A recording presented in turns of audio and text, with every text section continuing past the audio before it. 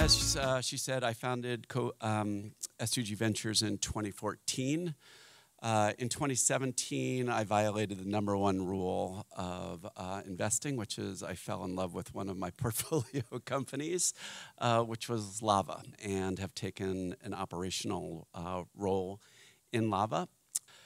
I know the subject for this talk is rethinking CPG, but I wanted to actually start with a way in which Lavva hasn't rethought CPG, which is that it's ultimately a founder story. And the founder story is 3 women who came together, Elizabeth Fisher, Vivian Rosenthal, and Rebecca Cross, who were all friends and colleagues and on a journey to find health and wellness in terms of their own lifestyle and their own lives. And that really gave birth to Lavva, and we're on a journey ourselves, and I have to say now, being on the operational side, it's both exciting and absolutely terrifying. So I now have a great appreciation for all of the work you all do. Okay, so I'm starting with this slide to just kind of zoom out a bit. I know food tech is a term that gets talked about a lot.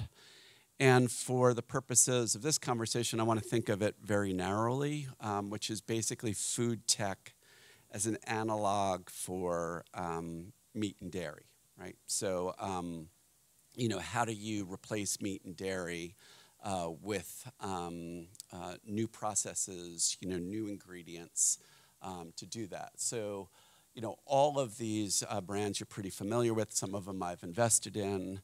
And ultimately, it's growing very, very fast. So 100% year on year, growth. Billions of dollars are going to be shifted from traditional meat and dairy. And it's really interesting to hear your work at Tyson on this. And Tyson has been very supportive on Beyond Meat.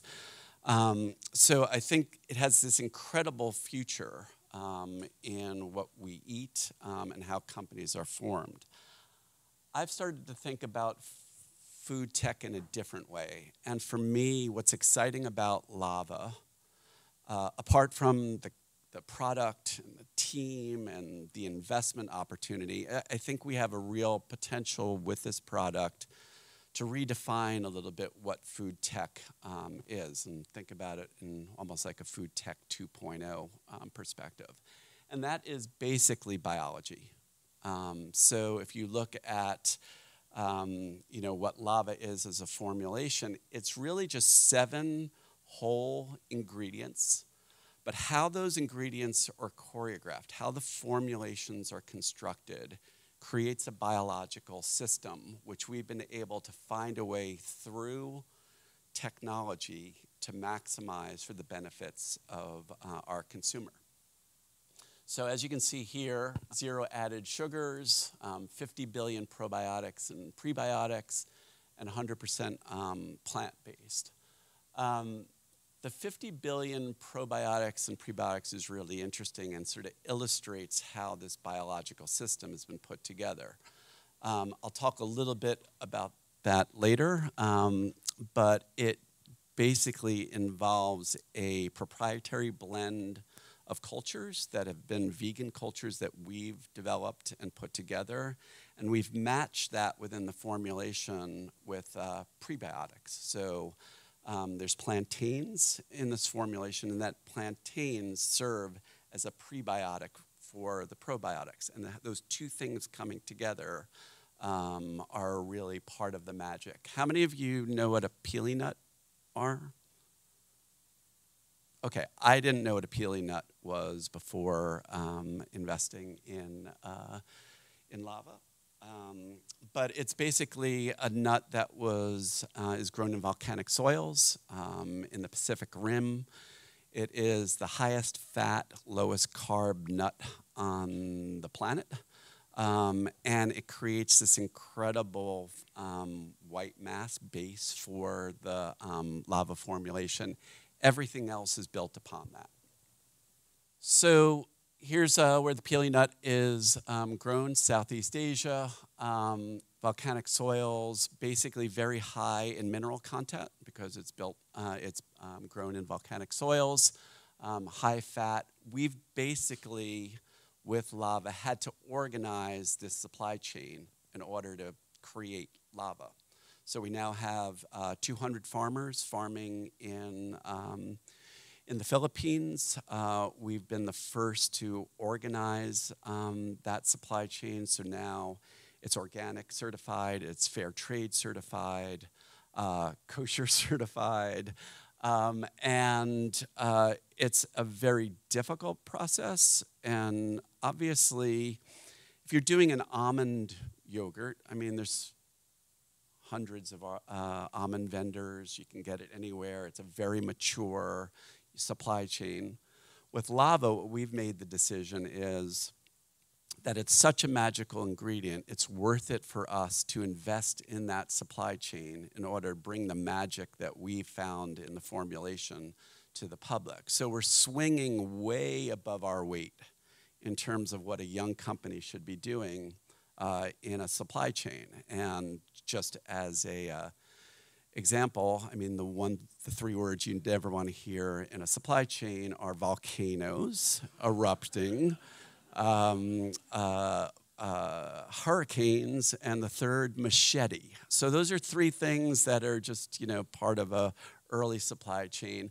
But as you know from probably the products you're developing, differentiation is one of the most important things. So if you're a retailer, you're a distributor, you're a consumer, you're looking for something that's new. You're looking for something that's different. You're looking for a bit of adventure in what you're eating and what you're experiencing. So for us, the peely nut gave us the start of that. But a lot of work has to be done to build that supply chain out to be a global export supply chain. Okay, so peely nut is the hero, but there's basically an ensemble cast going on here. And so, you see coconut cream, coconut water, powder, plantain, cassava root, lime juice. All of these have their own individual supply chains. Each of them have a way in which we've had to reinvent, rethink how these supply chains and how these ingredients are put together. So for plantains, for instance, the reason why it acts as such a powerful prebiotic is that we time its growth to a certain point in its cycle. So it's a green plantain, so before it becomes, sort of pure sweet sugar. And has enough of the resistant starch there to be able to serve as the prebiotic for our probiotic blend. On the purees and all the flavorings, basically it's a no sugar added fruit prep, organic. That did not exist. We went everywhere to try to find an organic, no sugar added fruit prep, and we couldn't find it, so we had to invent it. And so now that's a proprietary blend that we have. We have a co-manufacturer who will do that, but that's basically something that we own as a formulation. And then the other thing I'll just mention is the culture blend, right? So we have 8 vegan cultures. We've put the time and the R&D to understand what each one of those vegan cultures do in our formulation, and we can move the blends up and down as we see to control tartness versus sweetness, mouthfeel, as well as control pH levels and things like that. So the culture blends themselves are a unique and proprietary blend, and we're pretty proud of that work as well. Okay, so how many of you are doing co-manufacturing? How many of you love your co-manufacturing partners? Okay. This is, I think, the most difficult part of innovation in food at this point. It's one thing to do thing at benchtop. It's another thing to do it at commercial scale. And then finding a partner as a young company to do that is a difficult task. They're in the business of cranking stuff out, right? They're in the business of margin. They're in the business of speed. When you're a new brand and you're doing something different, you're doing something innovative, how do you convince them to take you on, as a client?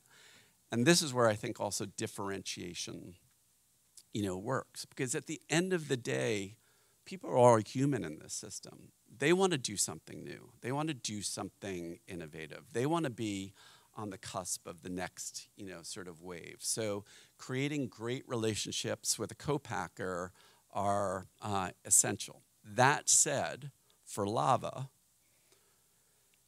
non-dairy, innovative formulations like we're doing that are really finely tuned are just very difficult to do in co-manufacturing spaces in which you don't have control over those processes.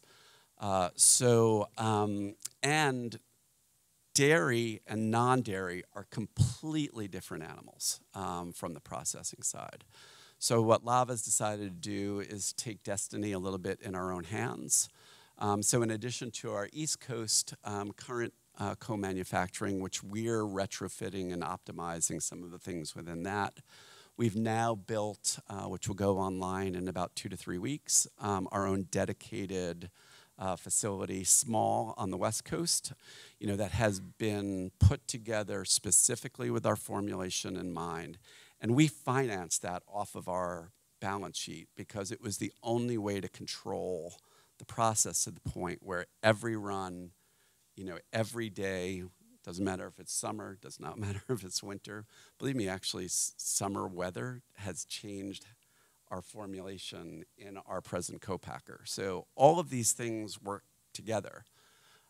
So Triple Tree will open in 2 to 3 weeks, and then actually, thanks to David, we are working on a big project which is likely to be the first dedicated plant-based non-dairy co-packing facility in the United States.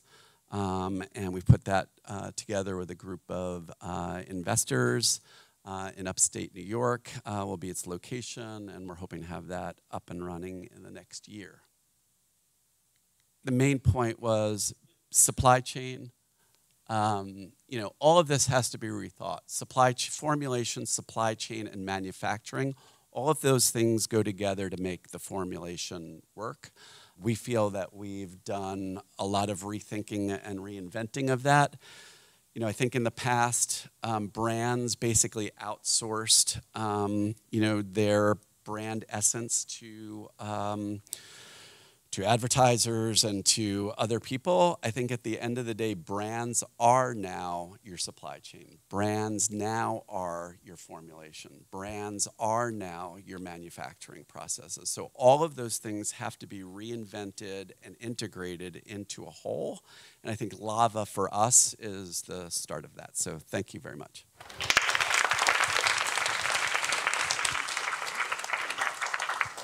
Any questions? The product's amazing. I can try it, and it's awesome. In my mind, though, it's almost a new category. It's so different from yogurt in so many ways. I can see it not being probably more of a midday than a breakfast. And have you guys played around or thought about not using the term yogurt or creating your own term, kind of like kombucha was tea, in that kind of way, where it's kind of like a spin-off, but. Yeah, I think there's definitely a discovery part about Lavva, and there is something new about it. I think it does align mostly to a yogurt experience, but we've seen through social media that people are kind of hacking it a little bit. So some people are mixing it with like a Greek yogurt in the morning and doing it as sort of a half, dairy, half non-dairy. And then some people are using it in, the late afternoon for kind of a treat and sort of, so I think what we want to do is put it out there. We feel we made it's an innovative product. I think people have a great first experience with it. I think from our data, it has the highest repeat rate that we found from Wegmans. They've given us the data on that. Almost a 60% repeat rate after first trial, which is pretty high. So I think that's the start of it. Where it goes from there, I think we'll leave to our customers to decide. Yeah. Just curious, as a plant-based product, has there been any interest either on your part or on the retailers of placing this in produce versus the traditional yogurt dairy area? Because from a shelf life perspective, they usually have very short shelf life, and something that's plant-based, kind of just from a consumer different way of thinking about things, you could find a plant-based product in produce that you're comfortable eating. Yeah, I think first of all, discovery of a new product, people go by categories ultimately. So, putting in the yogurt section as an anchor, has made a lot of sense, to us. I think one of the main things, and you won't see it here, we're going to be sort of launching a new branding on Lavva. So looking at that set, holistically, and how do you attract people to notice what you're, doing and communicate that and tie it into social. We think yogurt category is a start for us in grocery. If it can go to other areas, I think we'll see that over time. But we're, as retail is tough.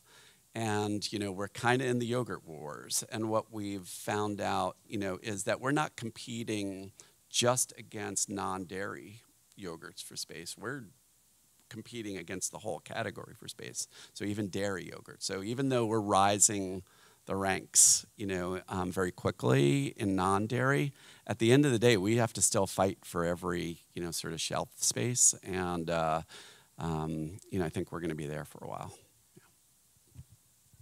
When you think about the part of the ingredients that you have, like peanut nuts, cassava, etc., have you seen the need to invest in educating consumers about the benefits of those specific ingredients, or is it just the plant-based category that makes you even attractive to consumers per se? I think that's a great question. Yes. What's your name? Danny. He was asking, whether the consumer needs to be educated in order to fully understand the benefits of, Lavva. I think plant-based is at, the top. I think people, for the most part, are looking for a plant-based alternative to, dairy. So I think we want to, we put that as sort of the top of the architecture. But I think we're finding that consumers are, the no added sugar is huge. So that is an attribute that's driving a lot of awareness to the product. The probiotics, obviously we have 50 billion probiotics, which is just off the charts. And I can explain why that happens a little bit. But it's also this prebiotic, which we're right ahead of the trend. And so I think we're one of the ones that are really out there talking about it. We have to educate the consumer about that, but we see a lot of interest in that aspect of it. So I think all of those things work together. We try to hit through social media, through packaging is a really important piece of it, which is why we're doing the rebrand. How to get those messages across on a 5.3 ounce package is very difficult, but we feel like we've done a pretty good job with the new packaging to do that. But yeah, I think that's a great question. Yeah. Time for one more question, but we're bringing everyone up for Q&A so you can ask more questions because who's like dying. You have any questions? Yeah. You've obviously been involved in investing with a lot of innovative and daring companies. So I'm just wondering, what about Lavva made you want to jump in and get involved, especially like on the operations side? That's a really good question. I mean, I think it was that when I first met the founders, there was a prototype. It was the start of something. And I had an opportunity, and they gave me the opportunity to actually work with them pre-investment to help develop the formulation and the approach to it. And I just got invested in it. And then I thought the founders and Liz Fisher, who's the CEO, had just such a compelling personal story to what she was doing. And I felt a great team was coming around it. Nikki Briggs, I'm sure everybody knows Nikki Briggs, came on board. And it's just like, okay, it's got a great team. The product's got something special, to it. This is in a sector that looks like it's just waiting for a winner to take it over. Because non-dairy yogurts, I don't know if you guys agree, but most of them are pretty bad. But it's growing incredibly. So I was like looking at, here's a sector that's growing really fast with completely subpar like leaders in the category. So it's just begging someone to sort of come in there and say, hey, take us. And I think the thrill I get from it is in social media, and Amanda's here and can talk to you more about this, is that we're getting that feedback from consumers. The things I see more and more in the headlines of that, where have you been? We've been waiting for you. And that's not just say, hey, we're doing a great job or whatever. It really just is about, they were sitting there waiting with just product that was not great, for someone to come and give them something that they really enjoyed and was good for them. So I get a lot of satisfaction out of that. Yeah. Thank you. Thank you.